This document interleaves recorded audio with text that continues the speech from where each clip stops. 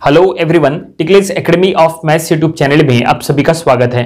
आज के वीडियो में इनवर्स लैप्लास ट्रांसफॉर्म ये यूनिट को हम आगे बढ़ाएंगे और आज हम इसका एक प्रॉब्लम सॉल्व करेंगे और ये आज इनवर्स लैप्लास ट्रांसफॉर्म का 13th लेक्चर है। तो देखिए, जो प्रॉब्लम आज हमें सॉल्व करना है वो आपके सामने है। क्वेश्चन में क्या लिखा है हम पढ़ेंगे। क्वेश्चन में लिखा है find the inverse Laplace transform of s by s square plus a square whole square by convolution theorem। तो चलो हम ये प्रॉब्लम सॉल्व करेंगे और ये प्रॉब्लम सॉल्व करने के लिए आपको कॉन्वोल्यूशन थ्योरम की जानकारी होना चाहिए और Laplace and inverse Laplace transform के कुछ फार्मूलेस पता होना चाहिए, तो आप आसानी से ये प्रॉब्लम सॉल्व कर सकते हैं। सबसे पहले हम आपको कॉन्वोल्यूशन थ्योरम के बारे में कुछ बता देते हैं। कॉन्वोल्यूशन थ्योरम आपको दो फैक्टर्स अगर है तो यूज करना है, तो वो दोनों फैक्टर देखो हम यहां पे ले लेंगे। पहला फैक्टर हम लेंगे f ऑफ t और दूसरा फैक्टर हम लेंगे g ऑफ t। तो लैप्लास का डेफिनेशन ये है, that is Laplace of f of t equals to f bar of s। देखो ये लैप्लास का डेफिनेशन ये पहले फैक्टर के लिए हमने लिखा है और अब दूसरे फैक्टर के लिए लिखेंगे, that is Laplace of g of t equals to g bar of s, ये दूसरे फैक्टर के लिए। ठीक है, और कॉन्वोल्यूशन थ्योरम का स्टेटमेंट क्या रहेगा इसके लिए, देखो that is Laplace of integral 0 to t f of u into g of t minus u du equals to that is f bar of s into g bar of s। देखो ये है Laplace के लिए convolution theorem का statement, लेकिन हम यहाँ पे इनवर्स लैप्लास के प्रॉब्लम सॉल्व कर रहे हैं, तो हम इनवर्स लैप्लास का फार्मूला इसके लिए क्या बनता है वो हम बताते हैं। तो उसके लिए आपको क्या करना पड़ेगा, यहाँ पे ये लैप्लास को उधर शिफ्ट करना पड़ेगा। लैप्लास उधर शिफ्ट करेंगे तो वो हो जाएगा इनवर्स लैप्लास। तो ये कुछ ऐसा हो जाएगा, देखो लैप्लास को उधर शिफ्ट कर रहे हैं तो क्या हो जाएगा, inverse Laplace of f bar of s। तो ये हम लिखेंगे inverse Laplace of f bar of s और इसका इज इक्वल टू हो जाएगा f ऑफ t। ठीक है, ये अगर आप लैप्लास उधर शिफ्ट करेंगे तो इधर सिर्फ f ऑफ t बचेगा, वो हमने लिख दिए। ठीक है, इसके लिए भी हम इनवर्स लैप्लास तैयार करेंगे, that is inverse Laplace of g bar of s equals to ये हो जाएगा g ऑफ t। ठीक है, ये हमने लैप्लास को उधर शिफ्ट किए, इनवर्स लैप्लास बन गया g ऑफ s का। ठीक है, तो ये हमने लिख दिए और उसका रिजल्ट रहेगा g ऑफ t। लेकिन कॉन्वोल्यूशन थ्योरम के लिए क्या रहेगा, देखो ये कॉन्वोल्यूशन थ्योरम का स्टेटमेंट लैप्लास के लिए हम ये लैप्लास को उधर शिफ्ट करेंगे तो लैप्लास इनवर्स बन जाएगा। तो Laplace inverse of that is f bar of s into g bar of s। तो ये हम लिखेंगे Laplace inverse of f bar of s into g bar of s और इसका राइट हैंड साइड क्या रहेगा, देखो ये जो इंटीग्रल का पूरा टर्म है ये यहाँ पे as a right hand side रहेगा। तो हम लिखेंगे integral from 0 to t then f of u g of t minus u into du। ठीक है, इस तरह से हमने सिर्फ लैप्लास को उधर शिफ्ट किया, लैप्लास इनवर्स बन गया और ये पूरा हमने यहाँ पे इसके राइट हैंड साइड में लिख दिए। ठीक है, ये जो स्टेटमेंट है ये कॉन्वोल्यूशन थ्योरम का स्टेटमेंट है लैप्लास में यूज करने के लिए और ये कॉन्वोल्यूशन थ्योरम का स्टेटमेंट है इनवर्स लैप्लास में यूज करने के लिए। तो यहाँ पे हम इसको सॉल्व करने वाले हैं, यहाँ पे हमें इनवर्स लैप्लास करना है, इसका मतलब हम कॉन्वोल्यूशन थ्योरम का ये स्टेटमेंट यूज करने वाले हैं। तो चलो अब हम इसको सॉल्व करना शुरू करते हैं। लेकिन जैसा हमने कहा कॉन्वोल्यूशन थ्योरम आपको यूज करना होता है अगर दो फैक्टर है या अगर दो क्वाड्रेटिक रिपीटेटिव फॉर्म अगर है तो आपको कॉन्वोल्यूशन थ्योरम का यूज करना है। तो यहाँ पे देखो डिनोमिनेटर में क्या है, S square plus A square और इसका होल स्क्वायर है, इसका मतलब ये रिपीटेटिव क्वाड्रेटिक फॉर्म में है, तो हम यहाँ पे आसानी से कॉन्वोल्यूशन थ्योरम यूज कर सकते हैं। तो यहाँ पे दो फैक्टर है तो दोनों फैक्टरों को हम अलग अलग कर लेंगे। ठीक है, तो सबसे पहले ये हम यहाँ पे लिखेंगे लैप्लास इनवर्स क्या दिया है, that is s by S square plus A square का स्क्वायर है। ठीक है, तो यहाँ पे दोनों फैक्टर को अलग करने के बाद देखो कुछ ऐसा बनेगा, लैप्लास इनवर्स 1 बाय एक इसमें हम s दे देंगे और दूसरे इसमें हम 1 दे देंगे। तो एक फैक्टर रहेगा s by S square plus A square. ठीक है, ये पहला फैक्टर इनटू दूसरे फैक्टर में हम 1 दे देंगे। ठीक है, आपने पहले फैक्टर में 1 दिए तो भी चलेगा, कोई दिक्कत नहीं है, और फिर S square plus A square. ठीक है, ये देखो ये हमने यहाँ पे दोनों फैक्टर को यहाँ पे सेपरेट कर लिए, यहाँ पे होल स्क्वायर था तो हमने एक फ्रैक्शन में S square plus A square दिए और दूसरा फ्रैक्शन में दूसरे को। ठीक है, और ये जो हमने दो फैक्टर यहाँ पे लिखे हैं तो ये जो पहला फैक्टर है यही है f बार ऑफ s और ये जो दूसरा फैक्टर है यही है g बार ऑफ s। ठीक है, तो ये हम यहाँ पे मेंशन कर लेंगे, that is Laplace inverse of ये क्या है, that is f bar of s और ये हमने इसको लिए as a g bar of s। ठीक है, तो ये हमें यहाँ पे अब मेंशन करना पड़ेगा नीचे में, तो ये हम यहाँ पे मेंशन करेंगे वेयर क्या है f बार ऑफ s। तो ये हम लिखेंगे where that is f bar of s equals to s by S square plus A square और दूसरा है that is g bar of s equals to क्या है दूसरा factor 1 by that is S square plus A square, ये है। ठीक है, तो ये हमने F bar of S G bar of S यहां पे मेंशन कर लिए। और अब हम क्या करेंगे, इसको थोड़ा सा सॉल्व करेंगे और यहां पे F of T and G of T find out करेंगे। कैसे फाइंड आउट करेंगे, देखो काफी सिंपल है।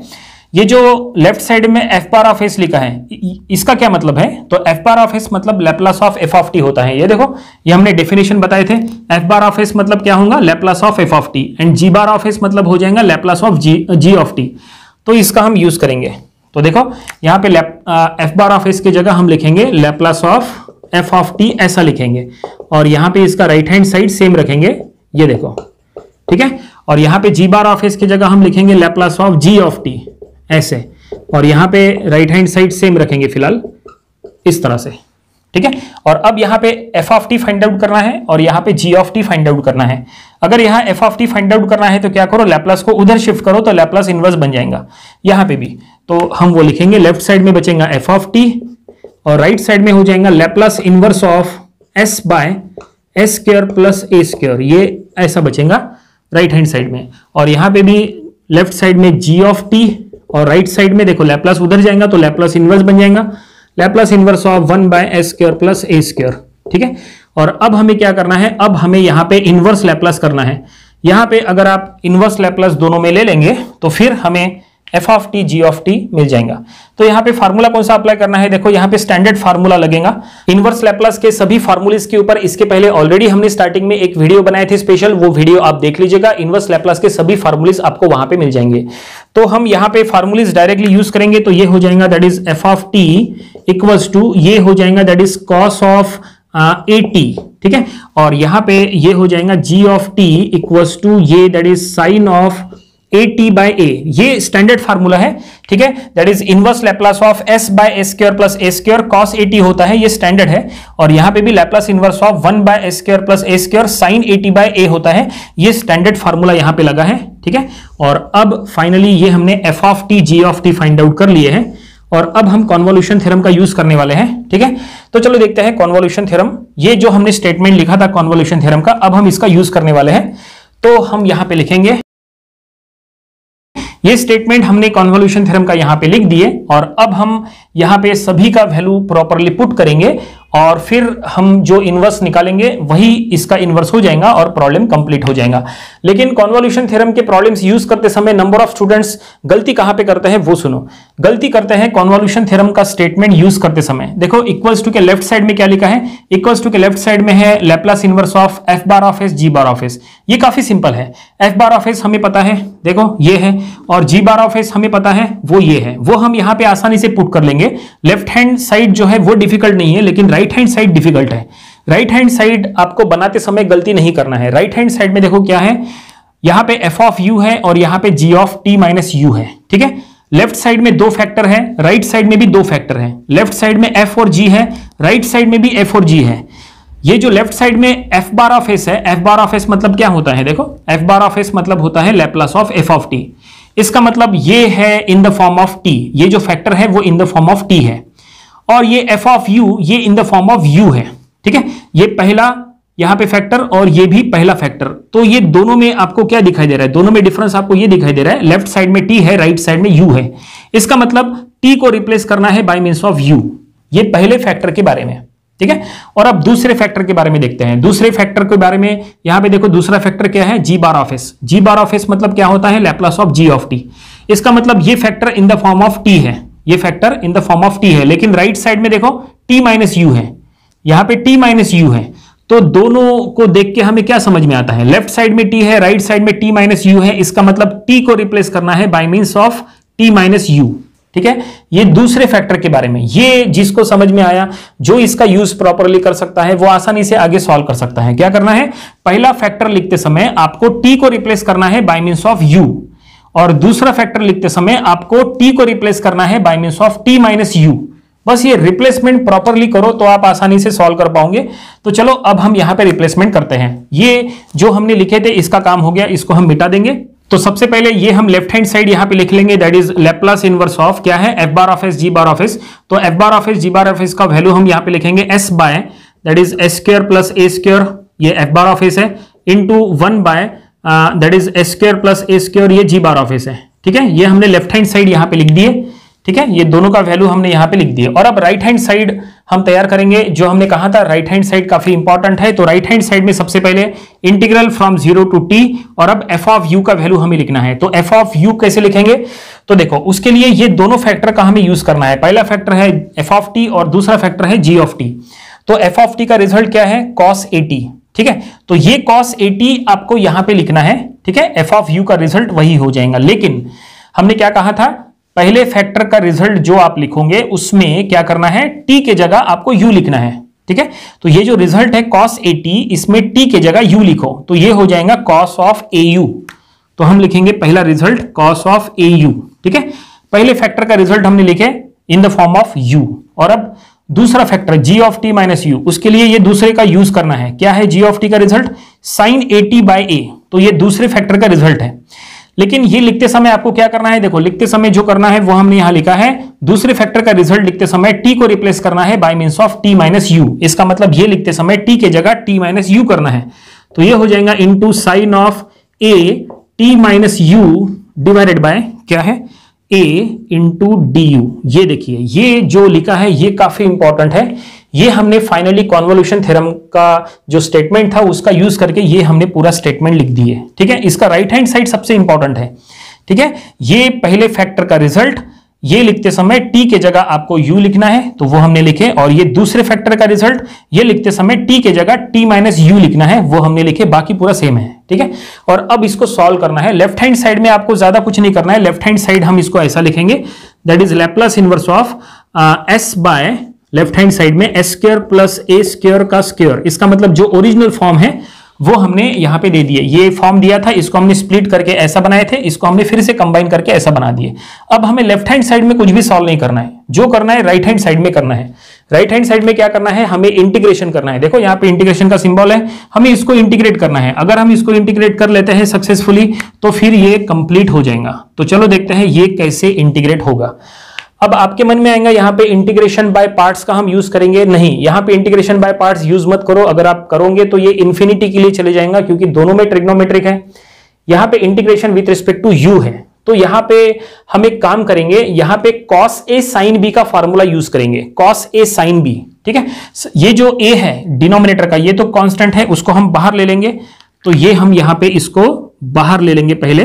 ठीक है, और integration from 0 to t, then ये पहला है cos ऑफ au और दूसरा है इंटू साइन ऑफ ये a से मल्टीप्लाई कर लो तो ये हो जाएगा 80 माइनस au इंटू du, ऐसा हो जाएगा। ठीक है, हमने ये a से मल्टीप्लाई कर लिए। ठीक है, और अब जैसा हमने कहा था cos a sin b का हमें यूज करना है, क्योंकि cos और sin मल्टीप्लिकेशन में है, तो दोनों मल्टीप्लिकेशन में है, तो उसके लिए फार्मूला आपको पता होना चाहिए। फार्मूला हम आपको चलो यहां बता देते हैं। अगर आपके पास फार्मूला नहीं लिखा है तो आप अपने नोट पैड में लिख के रखो। देखो cos a sin b का फार्मूला हमें यूज करना है, तो हम यहां पे बता रहे हैं, काफी बड़ा फार्मूला रहेगा ये cos a sin b का फार्मूला। तो ये फार्मूला ऐसा है, 1/2 पहले बाहर रखना है और फिर ब्रैकेट में आता है sine of a plus b minus sine of a minus b। ये फार्मूला है, हमें इसका अब यहां पे यूज करना है। काफी इंपॉर्टेंट फार्मूला है। अगर आपके पास फार्मूला कोई भी नहीं लिखा होता है तो जब हम बताते हैं तो आप तुरंत अपने नोटबुक में लिख के रखा करो। तो ये फार्मूले का हम यूज कैसे करेंगे, देखो यहाँ पे सबसे पहले 1/2 बाहर है, तो वो हम यहाँ बाहर ले लेंगे और वो a से मल्टीप्लाई हो जाएगा, तो वो कुछ ऐसा हो जाएगा 1/2a, ये ऐसा हो जाएगा। ठीक है, और फिर इंटीग्रेशन फ्रॉम 0 टू t, और अब हम यहाँ पे यूज करेंगे, क्या करना है, पहले साइन a प्लस b, फिर minus sine a minus b। तो a और b का वैल्यू क्या है, तो ये जो au है ये a का वैल्यू है, और 80 माइनस au जो है ये b का वैल्यू है। ठीक है, cos a sin b के फॉर्म में, देखो cos a sin b। ठीक है, ये a ये b, तो हमें क्या लिखना है, sin a प्लस b। तो साइन ऑफ, तो हम लिखेंगे रिजल्ट में sine of a plus b, मतलब ये दोनों को ऐड करना है। तो देखो दोनों को हम यहाँ पे साइड में रफ में ऐड करके बताते हैं। पहले au लिखना है और फिर प्लस 80 माइनस au, तो यहाँ पे au कैंसिल हो जाएगा और सिर्फ 80 बचेगा, तो ये रहेगा साइन ऑफ 80। ठीक है, तो ये टर्म हमने लिख दिए माइनस, तो हम लिखेंगे minus sine a minus B, ये a माइनस बी आपको करना है। ठीक है, तो ये ऐसा पहले a का वैल्यू और फिर ये माइनस, तो ये इसको माइनस से मल्टीप्लाई कर लो, minus of 80 plus of au, ऐसा हो जाएगा। ठीक है, और यहाँ पे au ट्वाइस au हो जाएगा, तो ये कुछ ऐसा रहेगा sine of twice AU minus of AT ऐसा, और फिर बाहर में DU। तो ये फाइनली हमने cos A sin B का फार्मूला जो हमने बताया है वो हमने यूज कर लिए और इस तरह से ये हमने स्प्लिट कर दिए। और अब हम इसको इंटीग्रेट करेंगे। अब इसको इंटीग्रेट करना आसान है, तो ये हम सबसे पहले 1/2a बाहर लिखेंगे, ठीक है। और अब देखो इंटीग्रेशन करने के बाद अंदर में क्या बचेगा, ठीक है। तो यहाँ पे देखो integration with respect to u है, देखो यहाँ पे du लिखा है, integration with respect to u है। ये पहले टर्म में u नहीं है, इसका मतलब ये sin AT कांस्टेंट हो गया, तो यहाँ पे कांस्टेंट का इंटीग्रेशन u हो जाएगा, तो ये हम लिखेंगे u sin ऑफ AT, ठीक है। और अब दूसरे को इंटीग्रेट करेंगे तो यहाँ पे u है, तो ये sin को इंटीग्रेट करेंगे तो वो हो जाएगा माइनस cos, ठीक है। तो ये हम लिखेंगे ये वाला माइनस, और फिर ये sin को इंटीग्रेट करने के बाद minus cos of twice AU, just a minute, ये हम लिखेंगे ट्वाइस AU माइनस AT, ठीक है। लेकिन u का कोएफिशिएंट क्या है, ट्वाइस a है, तो उससे हमें यहाँ पे इसको डिवाइड करना पड़ेगा। तो ये हमने इंटीग्रेट कर लिए और इसका लिमिट है फ्रॉम 0 टू t। ये देखिए हमने इंटीग्रेट कर लिया है और अब हमें यहाँ पे लिमिट पुटअप करना है। किसका लिमिट है, u का लिमिट है। तो जहां जहां पे u है वहां पे लिमिट पुट करो, पहले अपर लिमिट फिर लोअर लिमिट। तो अपर लिमिट है t और लोअर लिमिट है 0। तो ये पूरा bracket by using upper limit हम लिखेंगे, माइनस यही पूरा bracket by using lower limit हम लिखेंगे। ये काफी बड़ा हो जाएगा, तो हम इसको यहां से स्टार्ट करेंगे। देखो काफी बड़ा हो सकता है, तो 1/2a, ठीक है। और अब क्या क्या बचेगा, तो देखो लिमिट पुटअप करते समय यहां पे हम सबसे पहले पुटअप करेंगे। देखो यहां u के जगह t आएगा, यहां u के जगह t आएगा, तो ये पूरा हम लिखेंगे that is t sin of AT minus, तो ये माइनस माइनस प्लस हो जाएगा यहाँ पे, ठीक है। ये माइनस प्लस हो गया। और अब cos of twice AT minus AT divided by that is twice a, ठीक है। ये हमने लिख दिए पूरा, अंदर में जो कुछ भी था वो बाय यूजिंग अपर लिमिट। और अब हम इसी को माइनस लिखेंगे और इसमें लोअर लिमिट का यूज करेंगे, तो यहां पे आ जाएगा 0। देखो यहां पे 0 आ गया, तो ये पहला टर्म 0, माइनस ये माइनस माइनस ये प्लस, और ये cos ऑफ ये 0, ठीक है। तो ये 0 माइनस AT डिवाइडेड बाय यहाँ पे ट्वाइस a, इस तरह से ये ब्रैकेट कंप्लीट। लिमिट पुटअप करते समय आपको गलती नहीं करना है, ठीक है। ये पूरा by using upper limit minus यही पूरा बाय यूजिंग लोअर लिमिट। और अब बस इसको थोड़ा सा रिड्यूस कर लो, रिड्यूस करने के बाद जो भी रिजल्ट मिलेगा वही इसका आंसर हो जाएगा। तो देखते हैं रिड्यूस करने के बाद क्या आएगा। तो 1/2a ये बाहर का एज इट इज है, और अब यहाँ पे क्या बचेगा, तो यहाँ पे ट्वाइस AT माइनस AT, तो ये बचेगा ओनली AT, और ये t sin AT, तो हम यहां लिखेंगे t sin of AT plus cos of AT bye twice a, ये ऐसा बचेगा, ठीक है। ये दोनों में सब्सट्रैक्शन ले लिए, और ये तो 0 है। देन ये cos of minus AT, cos of minus AT cos AT होता है, क्योंकि cos of minus theta only cos theta होता है, तो ये cos of minus AT cos AT हो जाएगा, और डिवाइड बाय ट्वाइस a है, तो ये माइनस के साथ रहेगा। तो ये हम लिखेंगे cos of AT bye twice a, ठीक है। यहां तक हमने एक्सटेंड कर लिए।